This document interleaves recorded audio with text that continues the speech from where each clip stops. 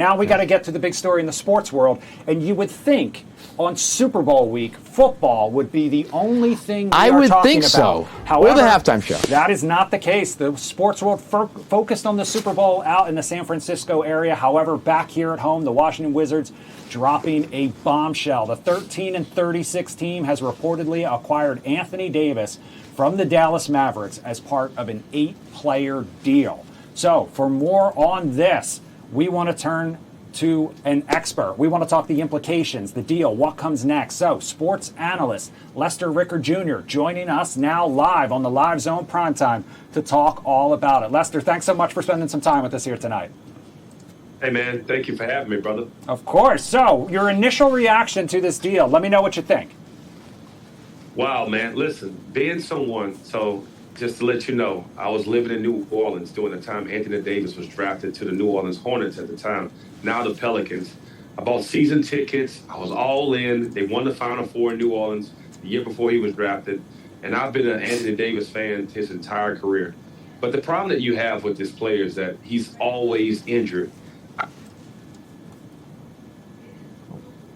All right. I've never seen a guy in my life with that struggle with the battle of attrition year in and year out. And as Anthony Davis has gotten older in his career, you try to invest in him, he seems to let you down. And I think that's what got Nico Harrison fired as the general manager of the Dallas Mavericks, by taking that risk, trading Luka Doncic to the Los Angeles Lakers for Anthony Davis.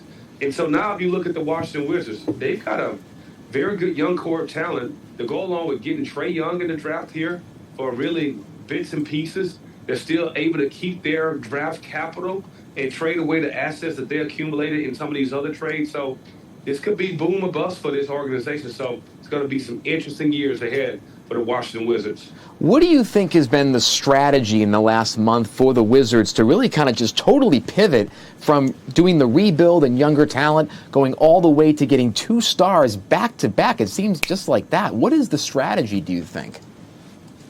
Well, listen, obviously if you want to win, you got to have a combination of both young talent and veteran players who've done it at a very high level. Obviously, Trae Young is a guy that has been looked at as one of those next generational talents. When Steph Curry came into the league, he was shooting the long 3-ball. Trae Young comes along and kind of emulates the same style of play of Steph Curry. But once again, we talk about issues of injury and his lack of ability on the defensive side of the ball. I like what the Wizards are doing. You can keep your young players intact and add some veteran leadership if they can stay healthy. That's how you build those young guys up. When you teach them the right way, how to be a pro, couple that with the talent and the veteran leadership, I think you could have yourself in 2 or 3 years if those veteran pieces can stay healthy.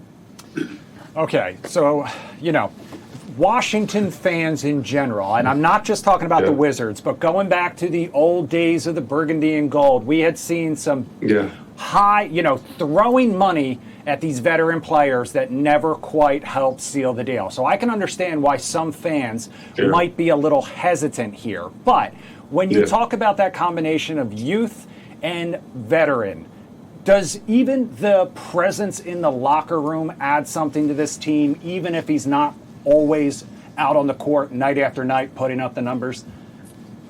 Yeah, I mean, listen, Anthony Davis is an 11-time All-Star.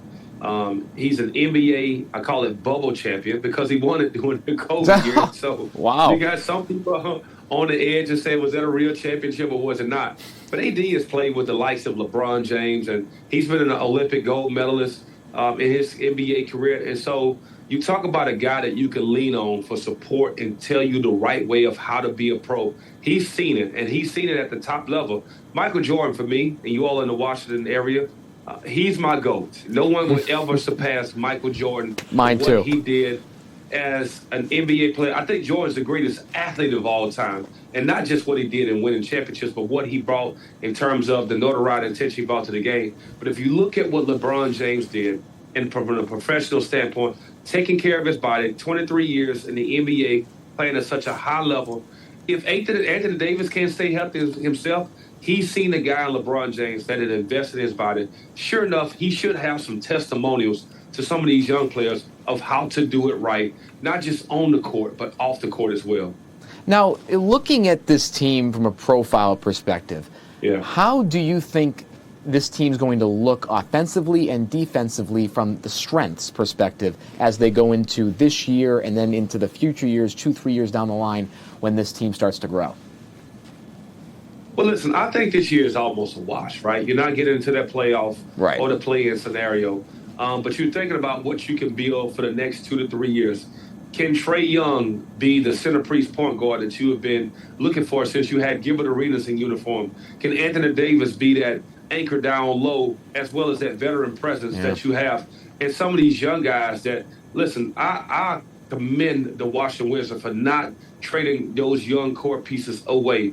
And to see what they're doing, like you have that, like I said before, you have that combination of youth talent. The big problem with, obviously, that Washington's going to face, one, injury. Number two, Trae Young has been a liability on the defense side of the ball. Can you get him to somehow tighten up the screws to really make him a both ends of the court player? But, man, I tell you what, this has been an interesting day. And so I can't wait to see what this looks like in the next 2 or 3 years. I know you're asking for a prediction.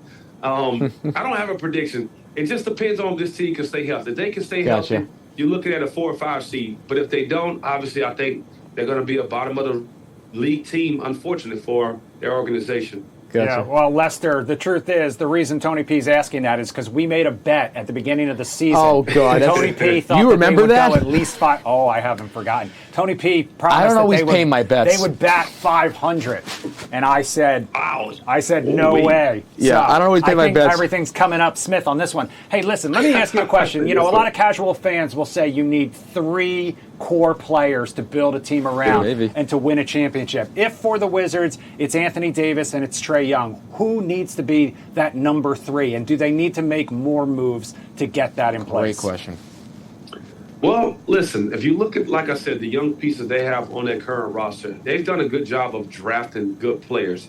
Now, what has to happen, and I think this is a good thing, right, because you see this going on in Dallas with Anthony Davis and Kyrie Irving being out. You've seen Cooper Flag take the reins, a guy that scored, I think, 49 points a few nights ago. He's had these astronomical games.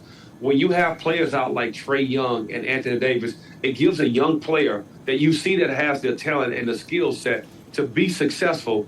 Can they take that next step and be that next core guy? Because every great organization has had to make that. They've had to see it. You know, if you look at what Oklahoma City has done, they built that team up, and you saw what Shea Gilgeous-Alexander's done. You look at what Williams has done in that opportunity. Kerr Holmgren, who's become an all-star in Oklahoma City, he missed his rookie year, but it allowed those other guys to really find their game, to get that confidence. Listen to me. In professional sports, I say this all the time, the NFL and the NBA, the margin of error is not as big as you might think it is. The guys that play at an elite level have a sense of confidence and awareness of their ability, and they permeate within the building, and that's how their games go higher.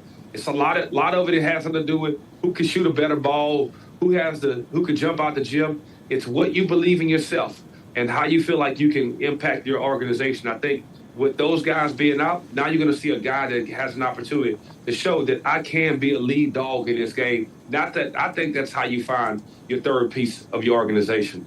All right. Well, we will stay tuned to see how this plays out. Lester Rickard Jr., thanks so much for spending some time with us here tonight on the Live Zone Primetime.